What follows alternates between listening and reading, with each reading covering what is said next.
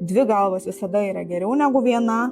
Jo labiau, kad tai yra jauna galva, kuri iš tikrųjų gali pasimesti kažkuriuose dalykuose ir nežinoti išeities ir dabar viskas jau čia tragedija, juk jie tokie emocionalūs yra paaugliai. Ten labai daug emocijų yra ir tos emocijos užgožia sveiką protą ir jie nebesugeba jo pasinaudoti. Tai vat jūs galite tuo momentu pabūti tas, kuris tas emocijas išklausys, tos emocijos išsiventiliuos ir tada bus galima priimti tokį protingą sprendimą adekvatų, ką reikia daryti, todėl kad iš kiekvienos situacijos yra išeitis visada. Tai kartais žmogui, kuris yra toje situacijoje, jam sunku yra tai pamatyti, jam sunku yra tai įsisąmoninti, jis nemato tos išeities, nes jeigu jis ją matytų, tai jis nepergyventų, bet kartais būna, kad nemato. Tai jūs, manau, galėtumėt būti tas toksai ramstis, kurio labai reikia jaunam žmogui, labai reikia. Tas toksai tėvų, kiek jie sugeba prisidėti prie to palaikymo, labai svarbus indėlis tėvų yra.